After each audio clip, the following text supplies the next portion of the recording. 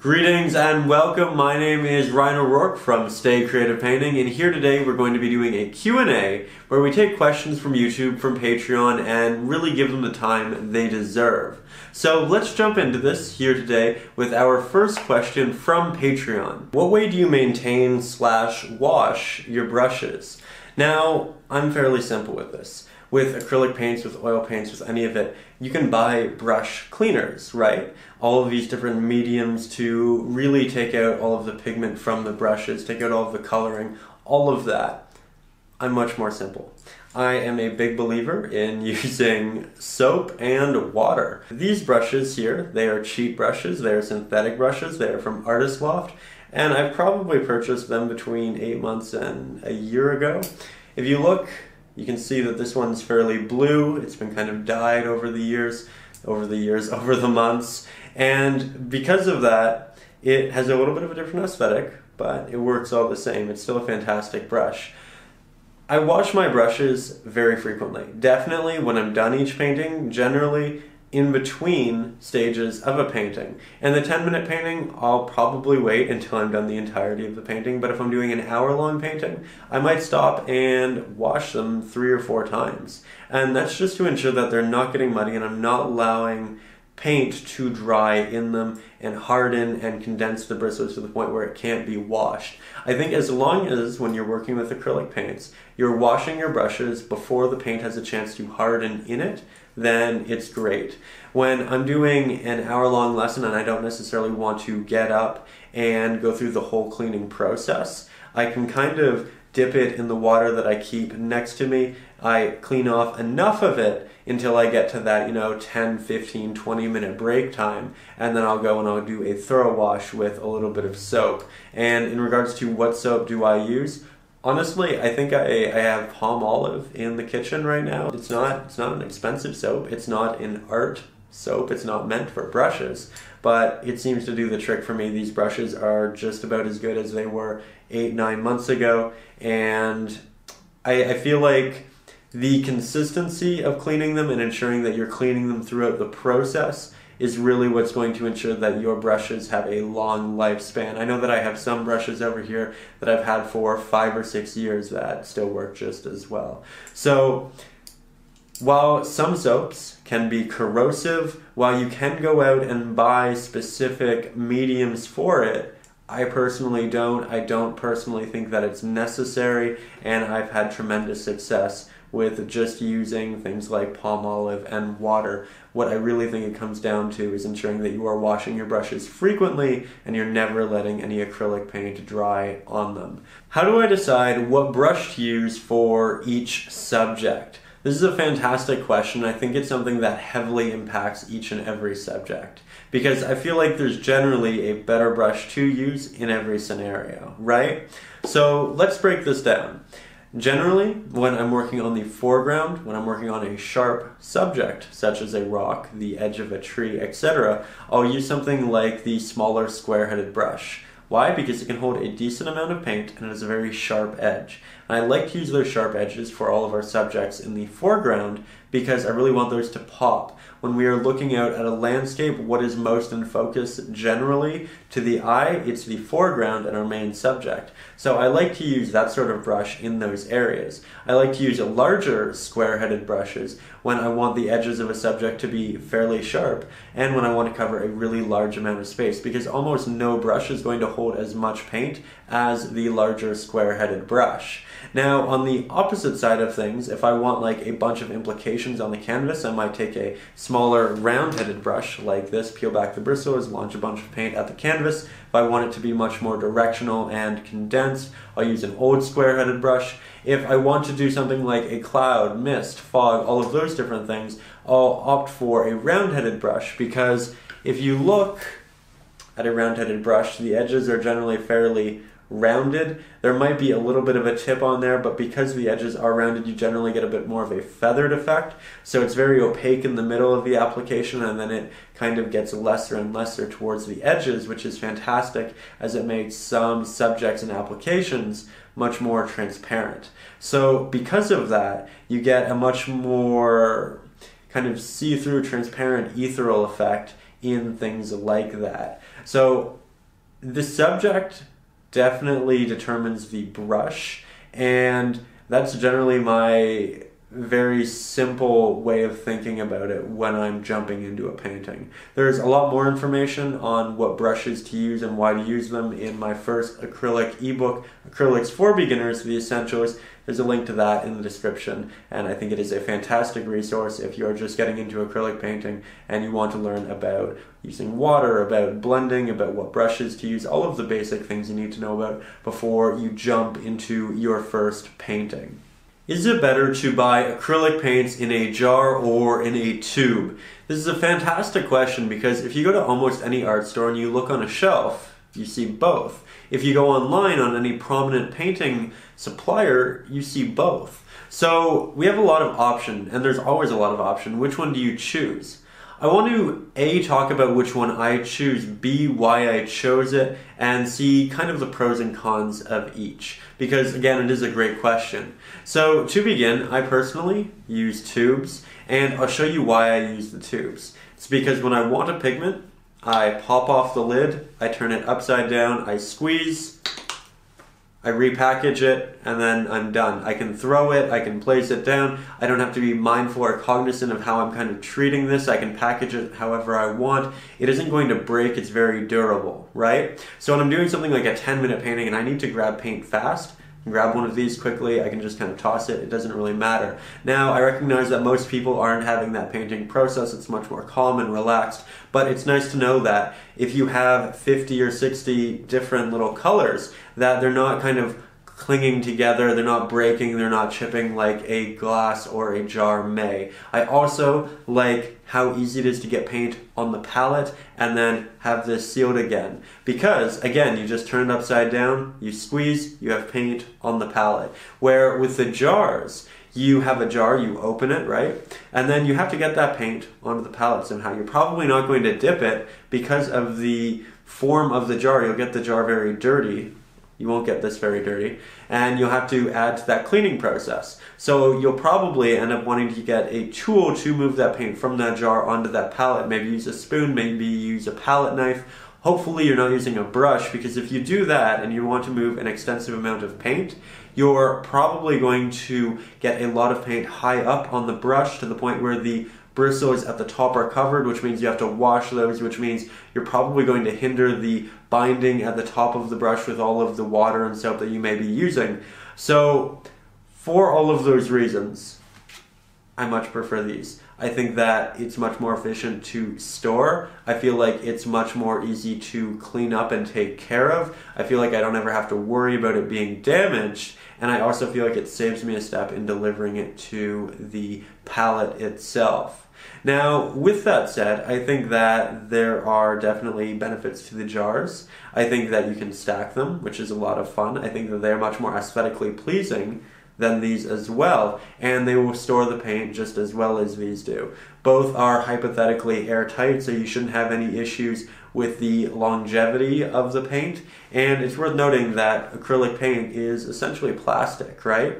So you're storing plastic in plastic here as opposed to plastic in glass with a jar, or I guess a plastic jar as well. So I wouldn't necessarily be concerned about the actual medium itself.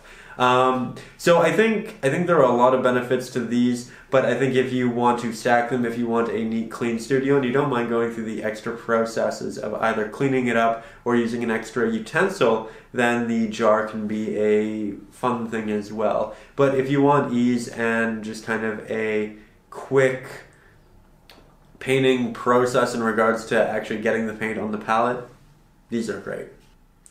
Next question, where do I find my black canvas boards that I use for a lot of my 10-minute and hour-long painting lessons? Great question, because I feel like painting on black can render a very different effect than painting on a white canvas. And so when you're following these tutorials, if you also have a black canvas, I feel like you'll be in a much better position to really follow along. So with that said, I've actually always created my own. I'll go out, I'll buy a small white canvas board, I will paint it black with a Mars black paint. I'll probably water it down a little bit. I'll use a larger square-headed brush just because it can hold so much paint, and I'll probably do 1 or 2 layers. And that's fantastic because we're painting with acrylics and it dries within 5 to 10 minutes, so the canvas is prepped and ready within 20 every time, right? So that's great. However, I've actually noticed out and about around Michael's that I've found a number of black canvas boards pre-done for sale. So I guess now you can actually go out and purchase them. However, in the past, I've always simply just made my own by painting Mars black on a simple canvas board. So it's actually very simple, and I think that you can render some really interesting paintings with that technique and with that backing. I hope that helps. Next question, do I paint from my imagination or reference photos? The answer is actually very much a mixture of both of them. I'm a big fan of working from reference photos. I feel like from them you can get so much more detail that you wouldn't have innately in your imagination. I feel like when we draw from our minds, generally we'll simplify subjects to a very similar rendition of them, and by using reference photos you hold yourself accountable to making sure that you're creating something different and interesting every time. I used to get my stock photos from graphicstock.com. Since then I've actually started taking my own reference photos, which you can actually get access to over on the Patreon. You get different reference photos for the tier that you're at, and they're a lot of fun. But I also do a lot of work from imagination in regards to composition and that sort of thing. Generally, I'll come up with a composition, an idea, and then I'll go out and I'll find reference photos or take reference photos to kind of allocate for each subject. So I do a mixture of both. I think there are definitely merits to both, and I think that the best paintings are formed when you take a mixture of both and you put them together. That way you have creativity and exact realism and detail interjected in there as well. So I hope that helps. It's definitely how I like to go about doing these things. What type of acrylic paints do I like to use? Are they soft body? Are they hard body? Specifically, what is it, essentially? And luckily, I have a very specific answer. I'm very particular about the acrylic paint that I like to use. I think that the brand, the quality of the acrylic paint will heavily impact the painting itself. I know that when I work with varying brands and qualities, that the paintings just turn out completely differently. And I personally really like Liquitex Basics. I'm not sponsored in any way, I'm not affiliated. I just really love this brand. And I like this brand a lot because the acrylic paints are fairly creamy, even the soft body. I personally use the soft body, the hard body are also fantastic, but even the soft body Liquitex Basic paints are going to have more of a hard body than most other paints. And what does that really mean? It means that it's more of a thick acrylic paint, and not by too much, not to the point where it's like an oil or something like that, but you definitely get a lot less of a watered down effect with the Liquitex Basic paints. I feel like when I apply it to the canvas and then I stretch it out with a brush, I can generally move it much more far than I could with any other brand, and that it's less transparent. I feel like the pigment itself is much more thick, and I'm able to cover much more canvas with it. It also doesn't ever have clumps in it, which can be an issue with kind of lesser quality brands of acrylic paints. So I personally really like the soft body Liquitex Basic acrylic paints. It's also worth noting that you can add some water to it, and it'll essentially, you'll have much more room in it to thin it down than most regular acrylic paints. I feel like most regular acrylic paints are very watered down as it is, and you can only do so much with them and they just get so transparent so quickly. Where with the Liquitex Basics, you just have a lot more room, you can interject a lot more water and get much more of a range of thicknesses for your paints, which can really help depending upon the subject you want to paint.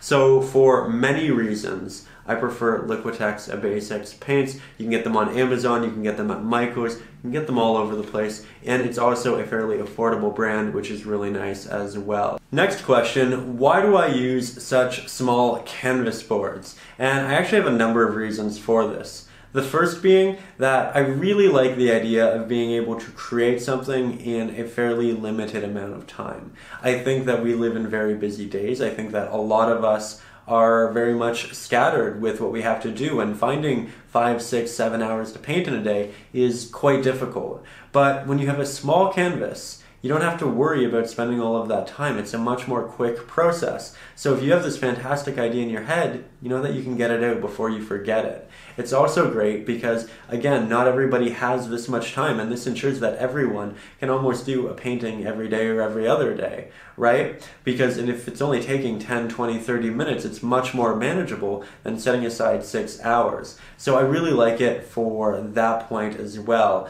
Another great thing is that it's easy to store.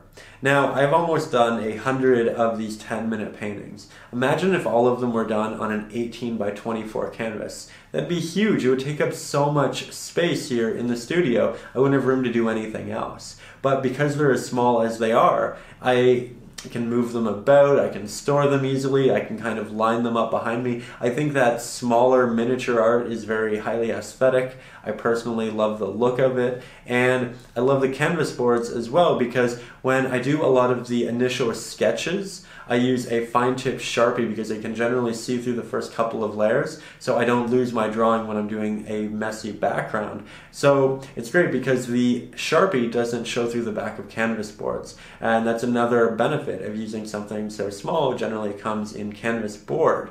So for so many reasons, I love these things. They're great for storage, they're great for getting out ideas, they're great for ensuring that you're consistently creating, and they're great as a medium to work with the mediums that I choose, such as the Sharpies that I draw a lot of the foregrounds with in my lessons. So many reasons why I love these smaller canvas boards. The next question essentially asks, you saw that the Weeping Willow lesson that I did was actually with a vertical orientation on the canvas, the composition, and you were wondering, do I have more of those, and why we don't see more of those on YouTube generally? And these are two great questions.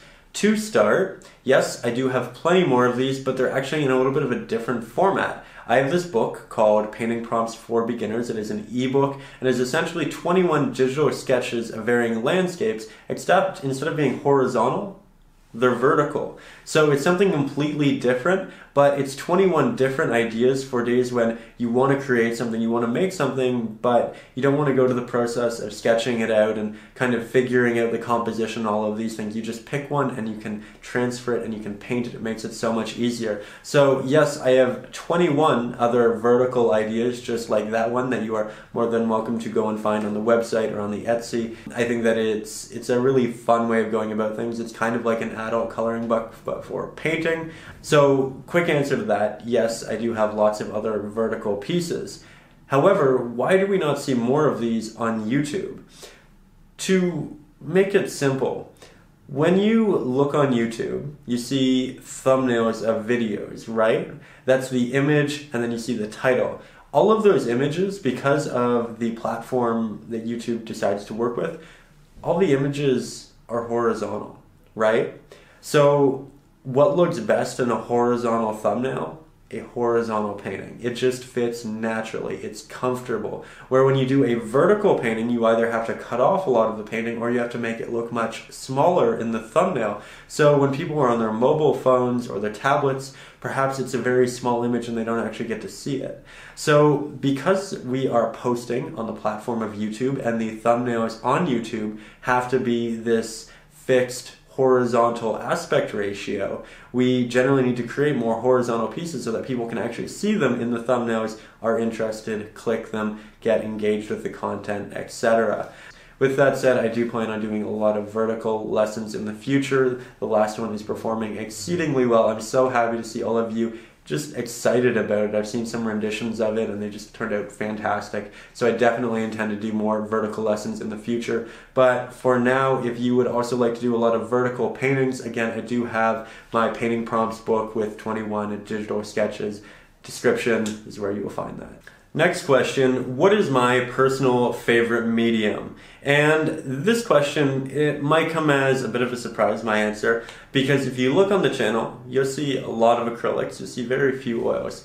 I'm actually pretty torn in regards to what I prefer working on, acrylic or oil-wise. I feel like both of them have their strong suits, and I go to one or the other depending upon what I want to create.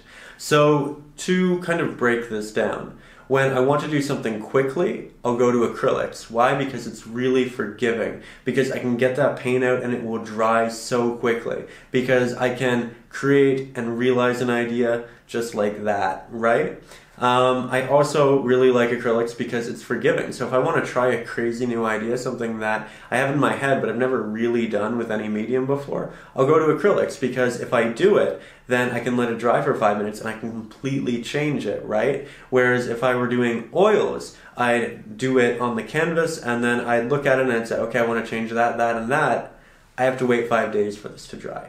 Otherwise, it's just going to be very muddy. So for that reason, I also very much prefer acrylics. However, on the other side of things, I really like the finish of oil. I have 2 new oil videos on the channel. I intend to do more, but they take so long to make because the oils themselves take so long. I think that it is an incredibly beautiful medium. It is a medium that I intend to do much more with in the future, and I can't wait to share a lot of that with you just because it brings so much joy to me.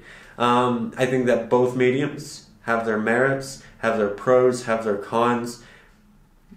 What is my favorite? I'm not really sure, but what I can tell you is that they definitely aid each other. And what do I mean by that?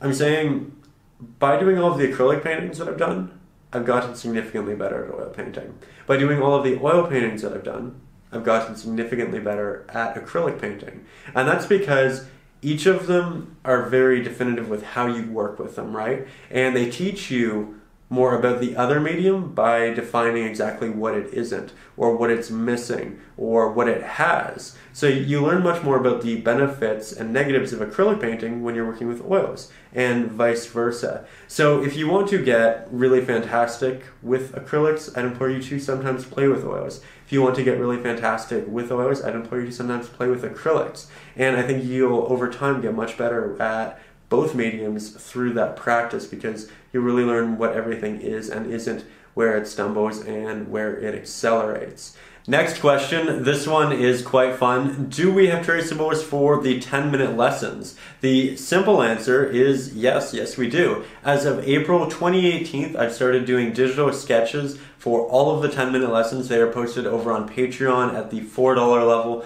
That way you have help with the drawing process entirely. They have a grid on them if you want to freehand it, but of course you can also print them out. You can kind of put it on a projector and do that. There's so many different ways of getting it on the canvas and ensuring that you can just start the painting process so much more quickly with the correct proportioning for each of the subjects. So in short, yes, there used to only be digital sketches for the hour-long lessons, but now there are also digital sketches for the 10-minute lessons, again, April 2018 going forward. So if you see anything posted now or in the future, there will be a digital sketch for it over on the Patreon at the $4 level.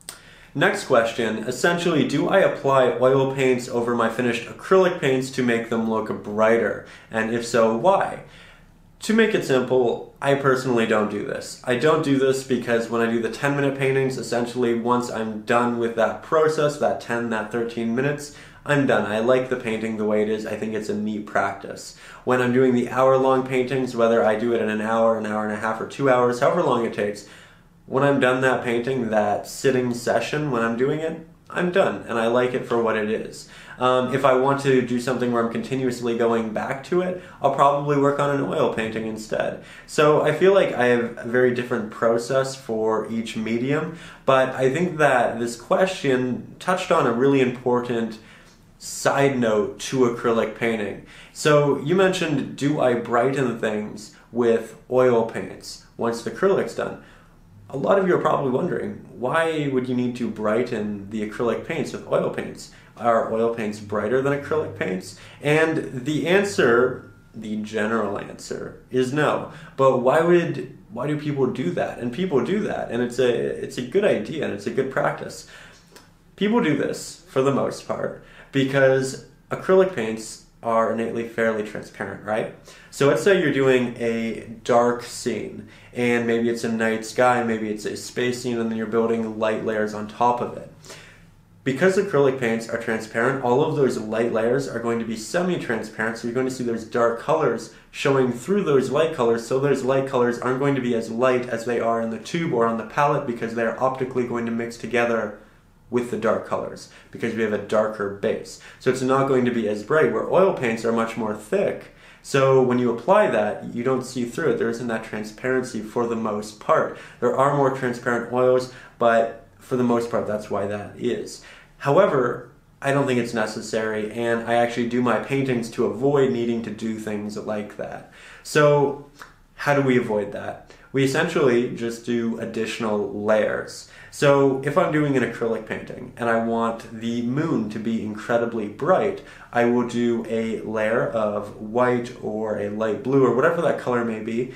I will recognize that it will be slightly darker because it's on a black background or a darker background, and I'll have to go back and I'll do another layer. And every time I do a new layer, I'm building a light layer on top of a lighter layer, and then on top of a lighter layer, and on top of a lighter layer. And eventually, when you see through that paint, you don't see the darker layer, you see the other lighter layers underneath, and you get that very light, non-transparent looking aesthetic. Very much akin to what you would have gotten if you used the oil. So you're using more layers. It might take a little bit more time in that note, but you're not having to switch between mediums. And then if you want to go back to that painting, you don't have to work acrylic over oil, which can be wildly difficult. So for those reasons, I'd highly implore you to try, in the very least, just doing additional layers of your lighter colors over your darker colors to brighten things up before jumping to oil, because it allows the painting to still be malleable. You can still change it up, you can still do a lot with it, rather than once you've applied that oil, you're kind of stuck. So that is my answer to why I don't do it, but I do recognize that it is a quick and easy way to make certain portions of your painting pop much more, to be more textured, to be brighter. I just think that there are other ways of going about it, and I prefer those other ways. But in no way do I think the mixed medium approach of doing the oil over acrylic is a bad thing. In fact, on the channel, I'm actually working on a video where I do an entire oil over an acrylic. It's going to be a lot of fun, and I can't wait to share that with you in the coming weeks. Next question. So essentially, you like the 10-minute lessons, you want to create them, but you want to create them on a much larger scale, which is something I completely understand, and I definitely get. While I love the smaller ones, I definitely have an affinity for a couple large pieces around the house as well. So what do you do, essentially, if you like the 10-minute lessons, but you want to make them much larger? So to begin with the drawing process, if you want to upscale that sort of thing, I do have the digital sketches over on Patreon. They do have grids on them, so you can freehand draw it much larger, much more easily, but also you can download them and then maybe use a projector or something akin to that for the drawing process. With that said, in regards to the actual painting process of kind of upscaling them, you have a couple of different options. One, you have the option of doing the initial base layer with larger brushes. That means you get all of the paint down fairly quickly, you get all of the larger blends done fairly quickly, but when it's much larger and you're using those larger brushes, you tend to lack a detail.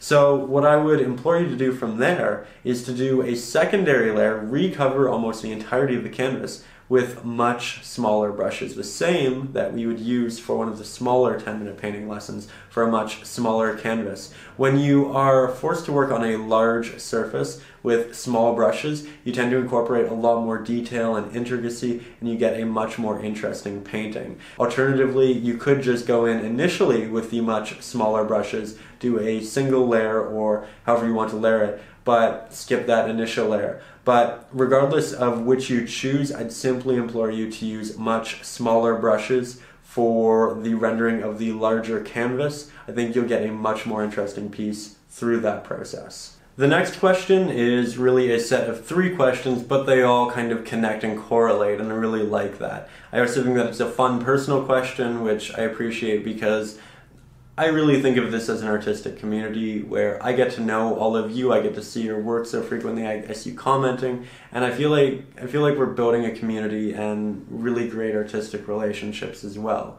So because of that, I'm going to answer this one. It's a little more personal, but I think you can also learn a lot from it. So to begin, where did you learn to draw/paint? How long have you been drawing/painting? How long does it take for one to learn it? So to begin there, where did I start to learn how to do these things? I started drawing when I was probably about 7 years old. And I started drawing because I would watch a lot of cartoons on the television. You know, there's things that everybody tells you, don't do that. It's not good for you. It is a waste of time. Perhaps it is. Perhaps it isn't. For me, it isn't, or at least it wasn't. I don't still watch a lot of TV. I feel like I don't have the time for that anymore, unfortunately. But when I was young, I would watch a lot of TV. And I would see all of these really interesting worlds and characters, and I'd get inspired by them. I'd want to play within those universes. I'd want to have those characters interacting in different ways.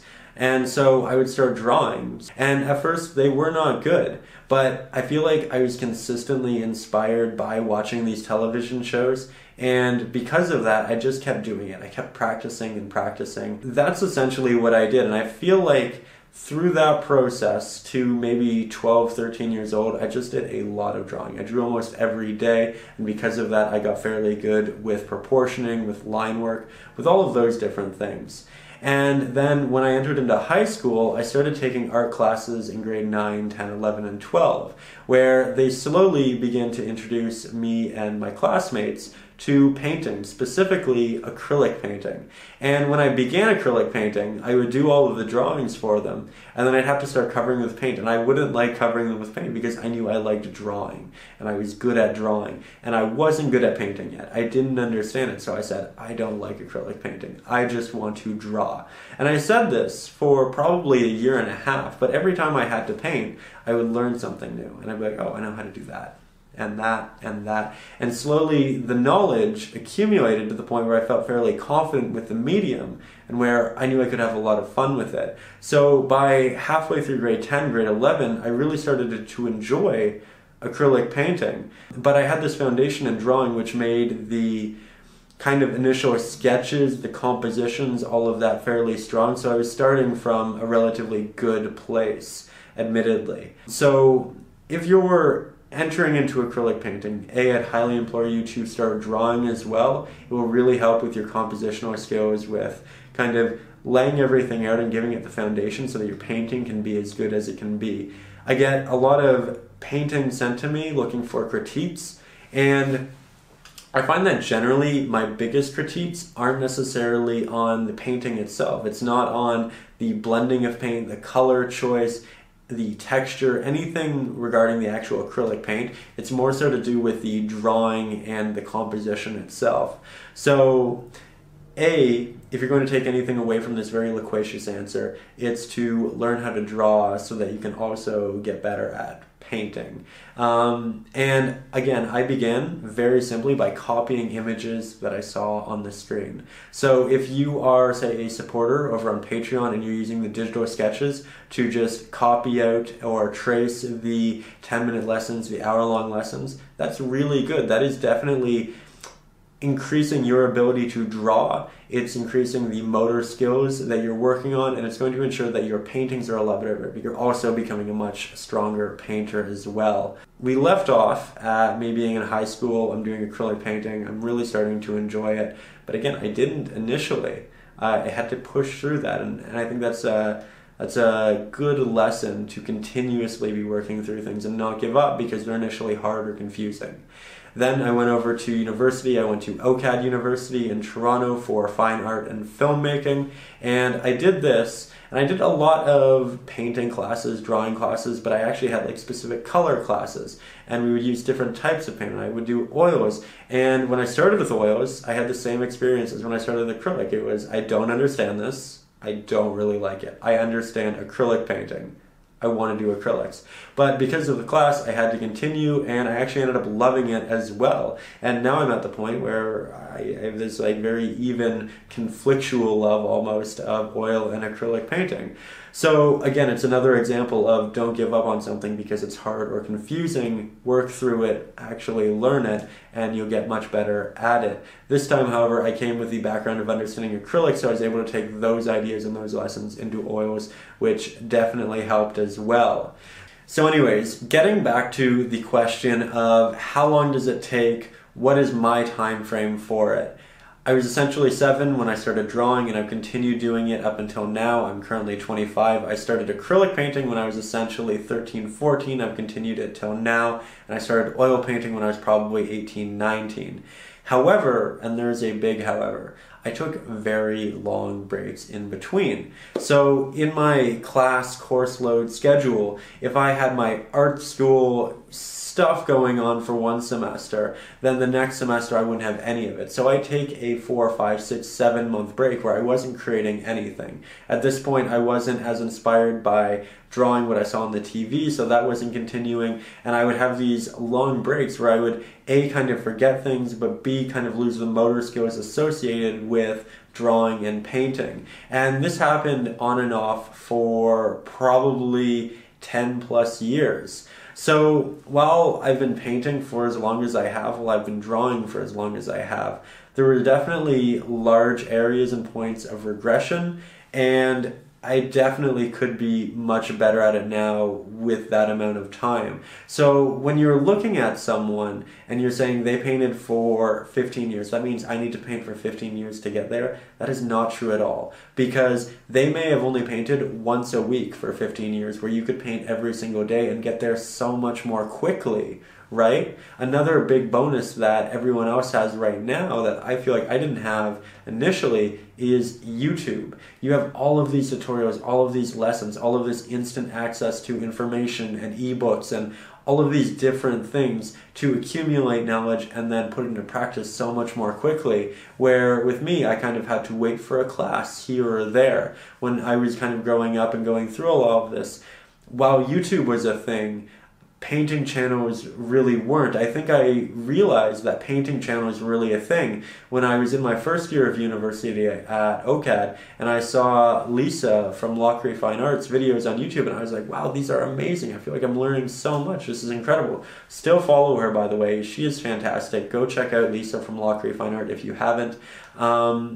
But that is a big resource. And I think the big lesson to have here is that you don't need to take 10, 15 years to become a great painter. You can do it so much more quickly now. And the key to that is creating as soon as possible, as much as possible, not waiting until you're inspired. That was a big issue for me too. I'd say, well, I'll paint when I have a great idea. I'll draw when I have a great idea, when the idea is perfect. And that means I would put off painting for a day, a week, a month, 6 months. And in that time frame, I could have been getting better, but I wasn't. I was putting it off.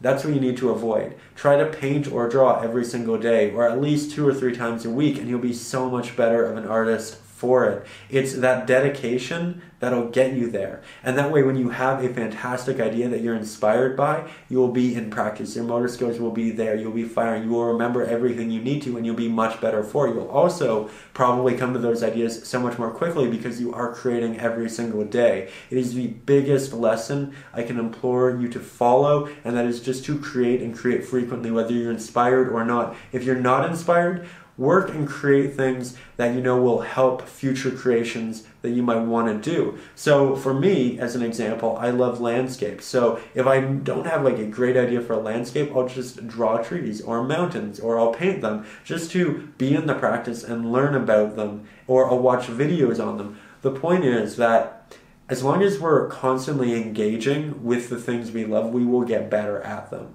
And that is something that I took a lot of time off on, but you don't have to.